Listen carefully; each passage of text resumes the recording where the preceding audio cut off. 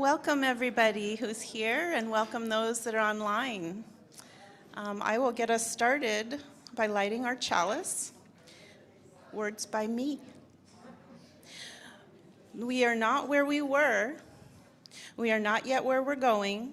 Let us pause in this liminal space together to reflect, to imagine, and to dream.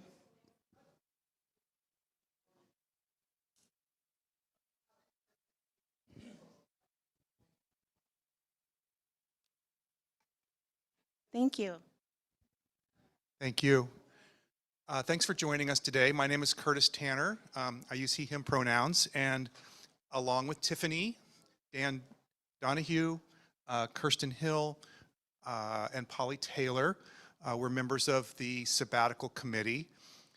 And way back when, as we were imagining Reverend Mary's sabbatical, we thought we might put on the calendar just an opportunity for an informal check-in during the midpoint of her sabbatical, just to see how folks are doing, both with the church and perhaps in your own personal journey of renewal and rejuvenation along with Reverend Mary. Reverend Monica reminded us today that this is the 10th week of Reverend Mary's sabbatical, and I looked at my calendar, and November 3rd, the day, Sunday, November 3rd, is 10 weeks away. So I think we got the midpoint. So exactly in the middle.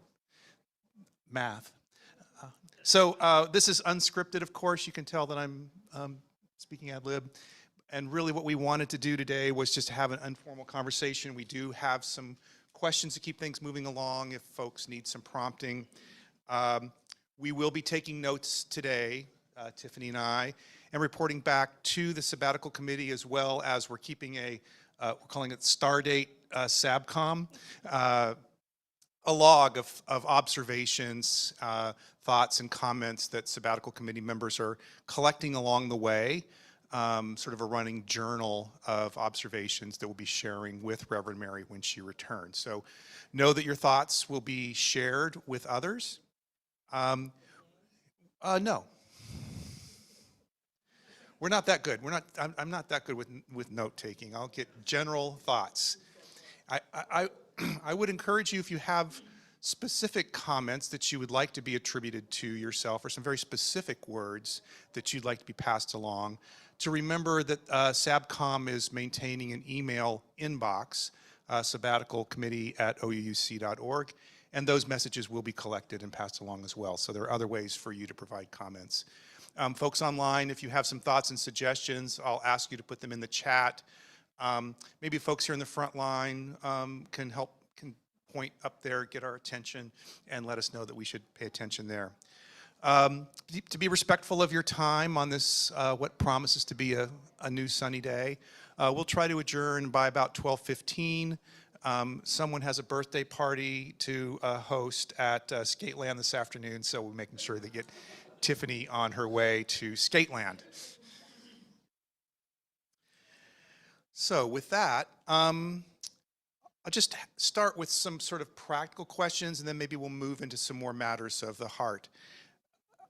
How are folks doing? Are there any questions or concerns that folks want to relay to the Sabbatical Committee or through the Sabbatical Committee to Reverend Mary?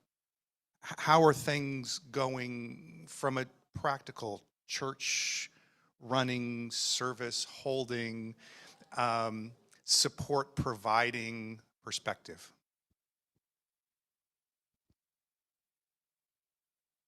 Just an odd question, but I'm wondering, what are the rules of a sabbatical? I was over at Best Buy the other day, and I'm walking through the place, and there's Reverend Mary standing there. Am I allowed to say, hey, hi, or any of that stuff, or pretend that we're not seeing them, or? I said hi, and she said hi back. There's no rules, just rights. So my personal opinion would be do what you feel comfortable, and be attentive to Reverend Mary and the body language and how she's projecting. But knowing Reverend Mary as I do, I think that she would appreciate kind greetings and warm wishes and questions about how she's doing.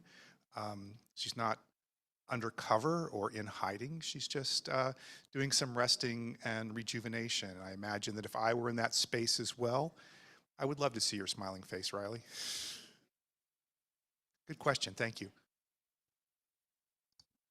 I work in healthcare, and what they tell us in healthcare and when we see people in the community is to let the other person take the lead, and that we kind of take a step back and kind of go with what the body language is of the other person. So maybe making eye contact, but not necessarily initiating a deep conversation about your thoughts about church or whatever. Yeah. Yeah. See, 1, 2, and 3. Yep, 1, 2, 3.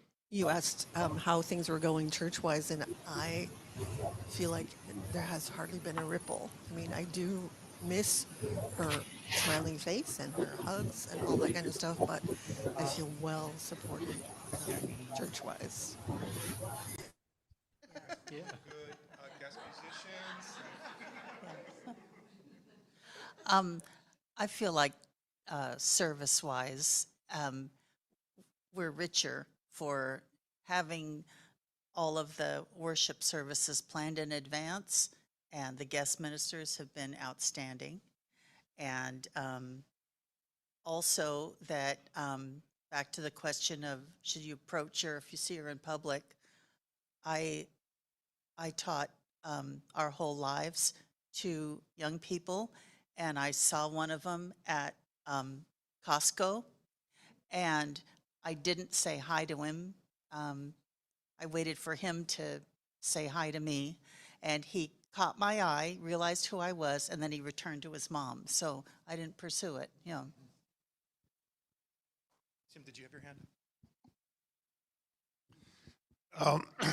My thought is regarding how staff and everybody else that's filling the void, so to speak, are doing. I'm particularly focused because I see her in so many ways on Reverend Sarah, who I know has stepped up quite a bit from a place that I didn't know she had any more steps left. So feedback on that would be helpful, either at some point. Expressions of gratitude for Reverend Sarah, Reverend Monica, and the other folks. I'm going to go to Gail and back to you, Woody. Okay. So the one thing that I've noticed since I've been fairly involved in memorial receptions team, and there have been 2 additional deaths this summer, is that Reverend Carol has been incredible, just stepping in. And I'm no longer part of pastoral care, but people have just stepped in. I mean, we're pretty well trained. I mean, we're a well-trained group, and we kind of know what to do, and yet it has felt calmer somehow. I mean, it's summer, so maybe that's it, but it feels like, okay, we've got this, we know what to do, and it's felt good, and Reverend Carol's been fabulous. Oh, Woody, thank you. No rush. Let me see, there were 2 things. I concur. I would like to hear how that more on reporting on how everybody else that's picking up the slack is doing. But I'd also love to hear a report. Is there any kind of a report from Reverend Mary on how she's doing? To my knowledge, the question was whether any report back from Reverend Mary. As a SABCOM member, I don't know anything, but Reverend Monica might have something to say. And then I said I was just going to attend, but since I'm hearing questions that I am probably better placed to speak to than Curtis and Tiffany, I will say, the staff continues to support each other as a team, to check in, to make sure that people's workloads are balanced. Reverend Carol is also doing an incredible job contributing to the running and the care of the congregation. So to the best of my knowledge, folks are feeling like the load is not falling too heavily on any one person. But that's also a good reminder to me to make sure that I'm checking in with people individually to say it really is okay for you to say, hey, it's too much, we need to shift some things. So I appreciate the concern, especially for Reverend Sarah, who, as we all know, is very capable and does very many things, and, you know, needs to be guardrails. Yes, exactly. Right. It's important that as a staff team that we have guardrails. That's very valuable. So it's a good reminder to me to make that part of the conversation on Tuesday at staff meeting. Like, how are our guardrails? As far as any communication from Reverend Mary, the intention of sabbatical, particularly this sabbatical for her, is to be as unplugged as possible. And so in the event that she needs to communicate anything, it will come through me. And then I will pass it on to the appropriate folks that she has said, you know, oh, here's something that I want to let you know, Reverend Monica, and please also tell the staff. And just as we discussed, when you see Reverend Mary in the community, which you may from time to time, letting her take the lead, I do not reach out to her. I wait to see if there's an email from her to me, so that it's always at her initiation and what feels good and necessary to her in that moment. So really a chance to, I mean, again, guardrails, right? Guardrails on the sabbatical, saying it's always her decision if there's something that she feels needs to be shared. My sense is that things are probably going the way they need to go, and I identify this way myself, so I'm imagining Reverend Mary has taken a good long time to downshift into sabbatical mode, and probably now at the midpoint is finally like, oh, is this what it feels like to be on sabbatical? That's my guess.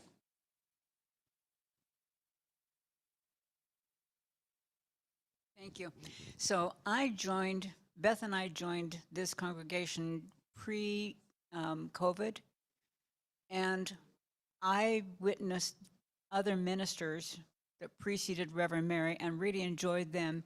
When she came on board, the education level really increased tremendously. For 5 years, she is giving all of us the opportunity to grow as human beings, as individuals.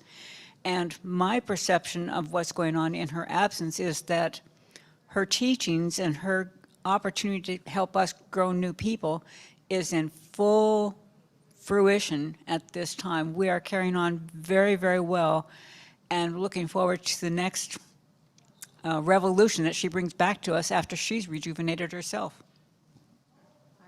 Please.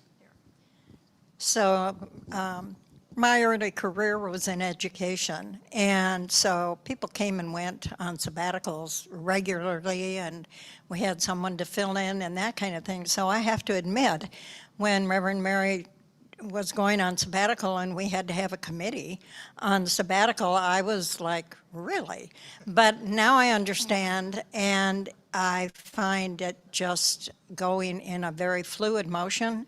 I'm really enjoying the speakers we are having, Reverend Monica and Reverend Sarah and so many others.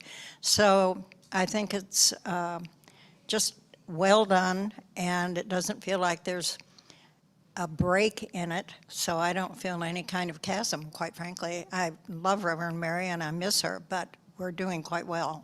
And that's to her credit and everybody on the committee. So thank you.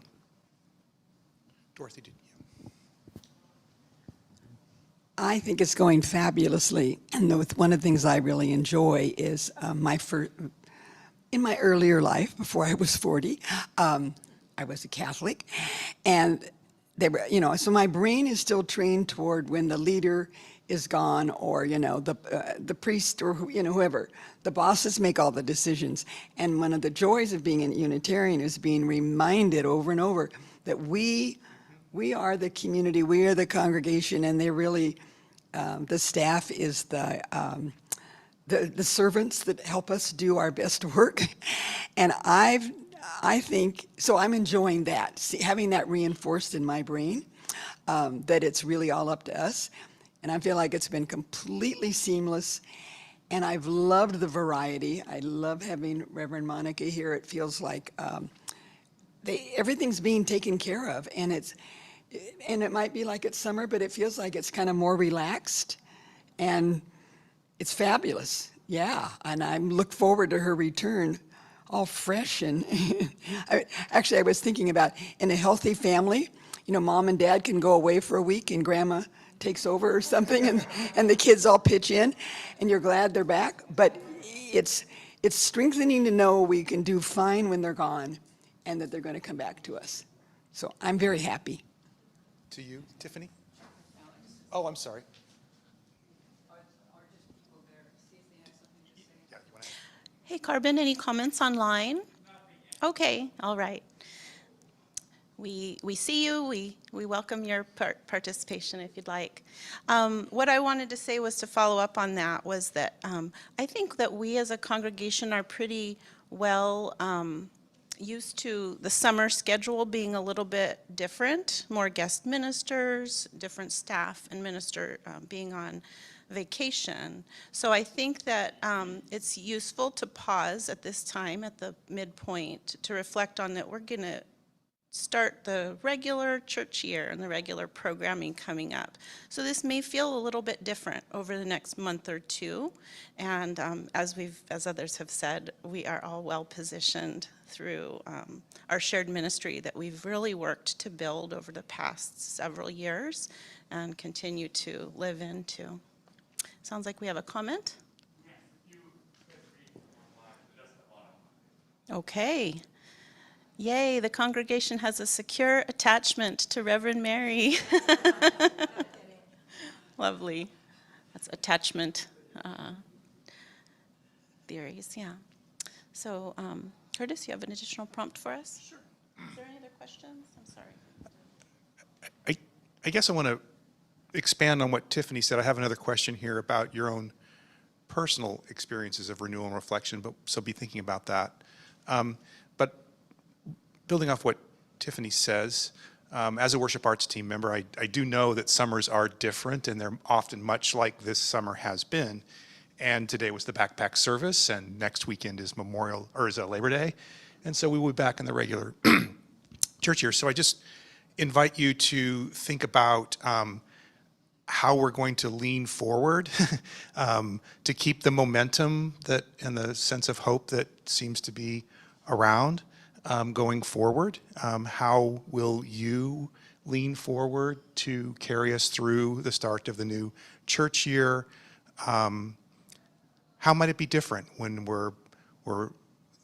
there's the choirs here, the sanctuary is filled to the brim, there's lots of activities and programs, there's after church forum, we're back in the regular church year.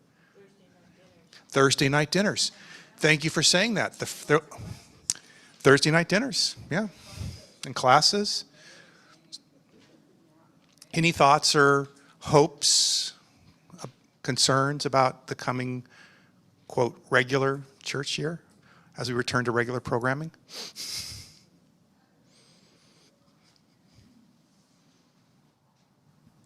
I just want to thank the Sabbatical Committee. The presentation you provided us just after she left was the most amazing rundown of every nook and cranny covered by the Sabbatical Committee. Very thorough, very outstanding work. Thank you. I second that. Thanks. We had a lot of good input from staff and other committee members and church leaders, the board, Reverend Monica. So thank you for that.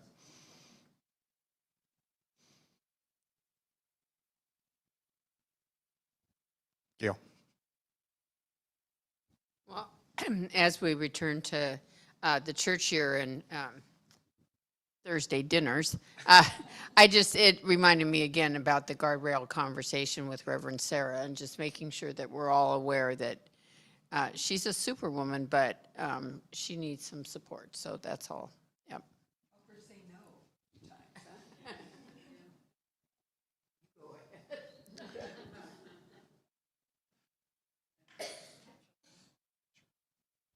I'm going to put a plug in for the Thursday night dinners. I consistently came in to cook, and that's going to be one of my main volunteer things that I'll do this year. And I would say that anybody who likes to chop and make salad and to think about volunteering, because you don't have to come every week. That's something I want to do. But the more we have, the easier it is to get it out. And so that's really important, because Reverend Sarah really makes a lot of the food at home. So she does all this cooking and all this planning, and we really can use volunteers in the kitchen to help with that. We usually get good cleanup help, but before the cooking part, we could use more. Thanks. And it's fun. It's fun. I know how to use a knife, so I'll sharpen mine up and try to be there on Thursdays. Oh, wow. I sharpen all the knives. Okay, I'll think about that. Heard, chef.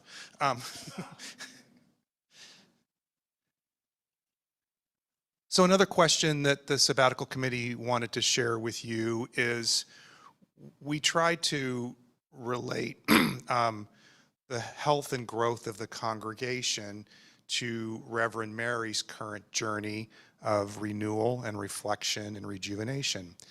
And I would appreciate if folks have a personal reflection on that, or a personal story of how the past 10 weeks have been, either intentionally or unintentionally, along with Reverend Mary, a period of reflection and renewal and rejuvenation for you that you'd like to share with the group.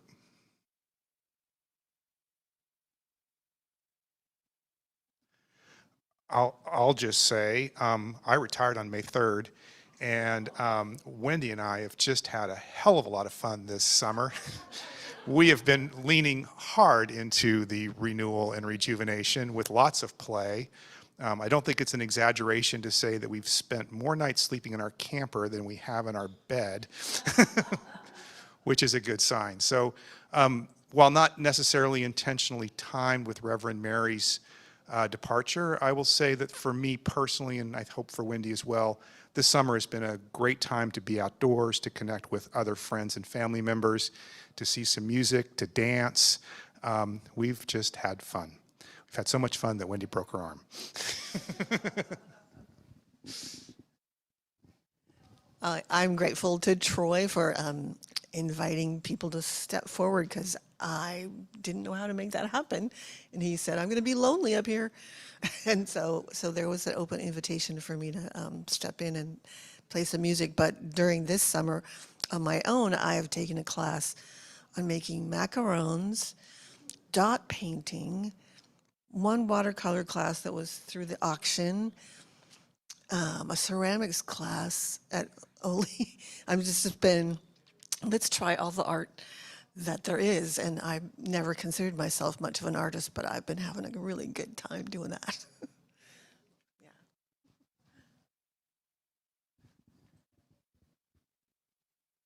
Anyone else? Oh, Carbon, thanks.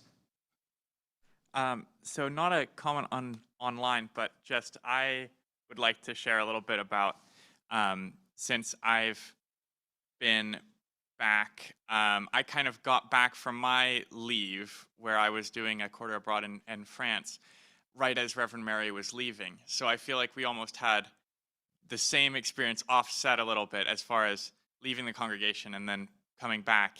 And it has been really cool to see the congregation keep going. Like the tech team has evolved while I was gone. And it's a really great experience, I think, to be able to leave something and come back and see, maybe not that it's changed more, but you notice it more because you weren't there for all the little incremental changes along the way.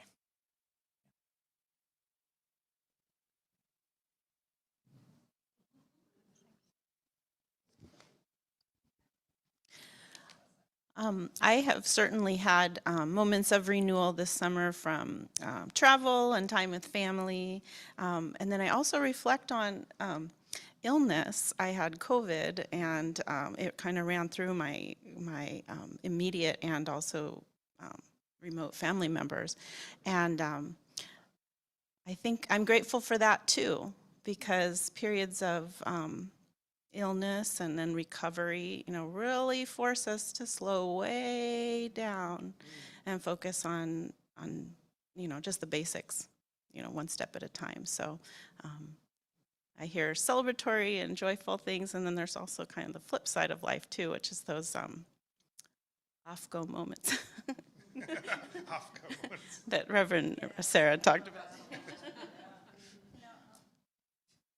Thank you, Tiffany. You reminded me of something. I had some health issues, and they could have been awful, and they are not. They were able to be taken care of, one with a surgery and CAT scan that showed nothing. And so I feel renewed, I feel grateful, and I'm very grateful for my health. I'm very grateful for life on this planet and in this body. And going through those scares and that they came out okay made me, number one, recognize I need to take better care of myself, do the things I know I need to do to keep me whole, and pay more attention to my own self-care. So I guess that is a time of renewal, so thank you very much. You know, you sit here and it's like, no, nothing really, but yes. Thank you for those reminders. That's good.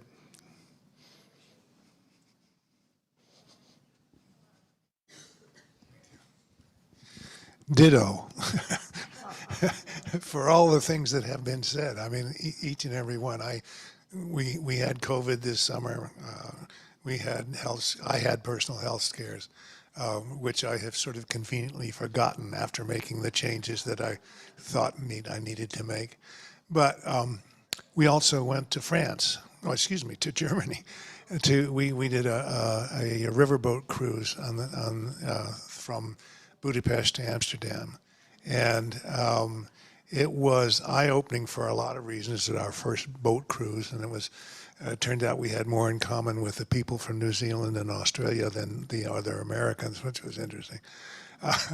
But it was also the first time in a long time that I was in a country where I had no concept of the culture, but especially of the language. And I felt very unsure of myself, I guess is the way to say it, in trying to get about. And we had to go do some off-grid kinds of things that required talking to people, and most of them did not speak English, so it was interesting. But I've been to other countries like France and Spanish-speaking countries where I can at least read signs and feel comfortable. This I didn't, and I'm still going through what made me feel so insecure about that, and reflecting on how we might travel again in the future and what to take forward for that. So it's been an interesting summer.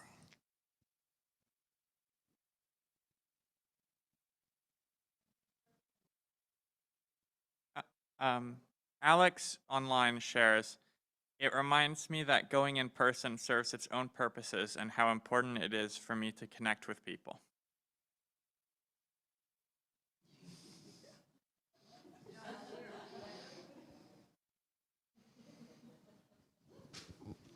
I agree, Alex. I've learned that it's very different to be here with everyone than when I'm just at home.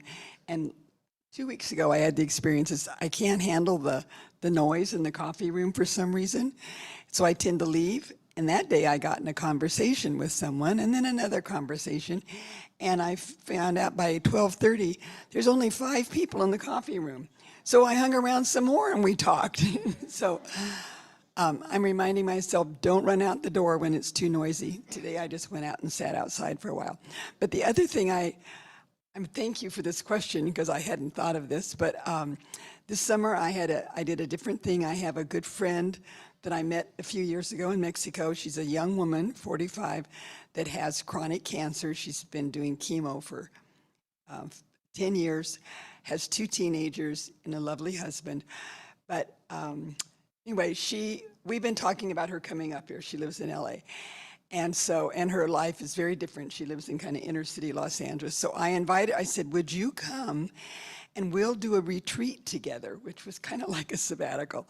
And I said, I know you need to rest and I want to rest. So if you come, I'll do the cooking and then we'll just do nothing, okay?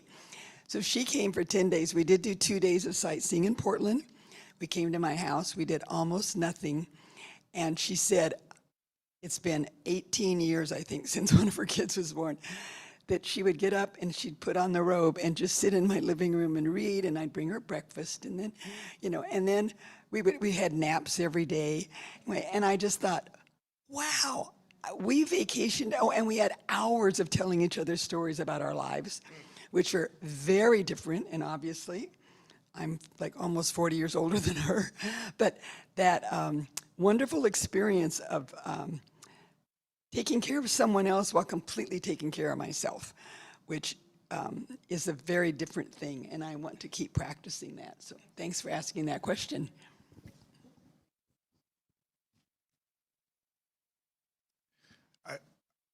I might take a moment to share an anecdote. In our travels over the past month, Wendy and I found ourselves in Bend, Oregon on a Sunday. And so we went and found the Unitarian Universalist Fellowship of Central Oregon. I think that's it. UFCO. And for me personally, it was a wonderful service. And to the riffing off the fractal theme, being in another Unitarian Universalist church was a renewal experience for me, reminding me that my Unitarian Universalist faith extends beyond this important beloved community, that I am part of a larger community of travelers and seekers. And it was inspiring. There are things about our church that I very much appreciate. There are things about that church that were different, that were exciting and intriguing. And I would gently suggest that if you find yourself in a different community on a Sunday, and there's a Unitarian church or fellowship there, remind yourself that we're part of a larger faith network, and that there are other churches out there doing good things differently than we are.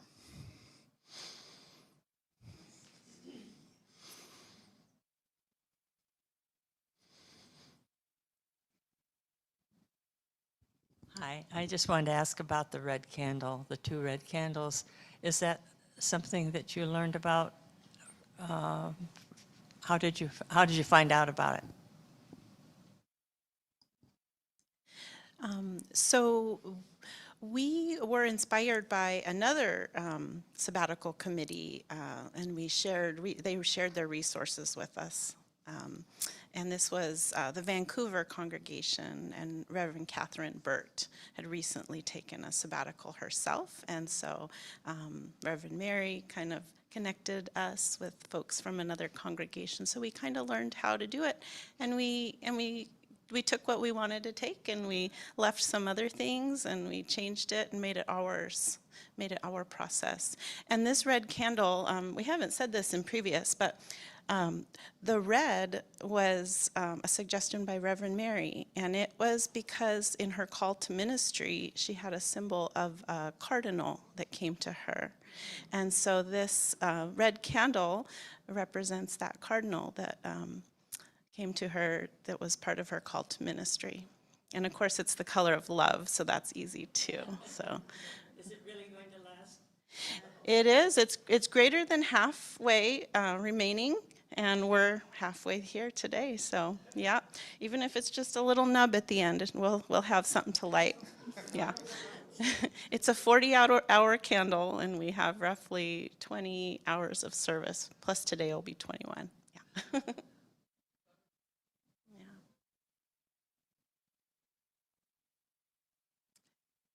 Any final thoughts, or? Yeah, here, Riley.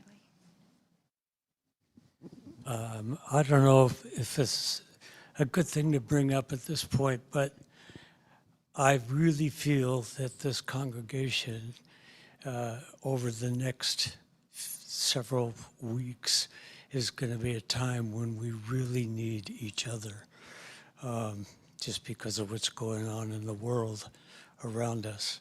And it's interesting that it lands just during this whole sabbatical thing. And I don't want to bring anything down, but I want to say how much I appreciate that I'm in this community, and there are really good people here, and we're going to really need each other, I think, as the drama goes on. So thank you all. Thanks, Riley. I look forward to having this congregation as a source to continue the faith and hope that I currently experience. And I will just say about that too, that there is the pastoral care team, and any of us is available whenever anybody needs to talk. That's why we're here. So yeah, I agree. It's going to be a time. So we have an article that comes out, I think it's every other week, and you can reach any of us if you would like to.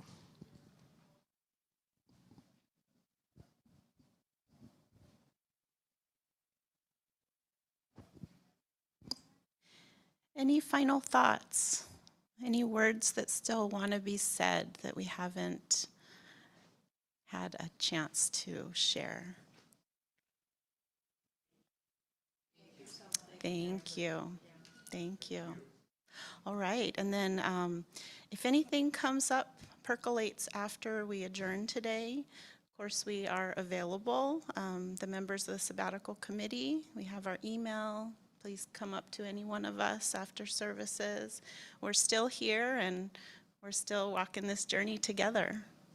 And with that, I will extinguish our chalice. And this is a reading from the UUA website. Love remains at the center.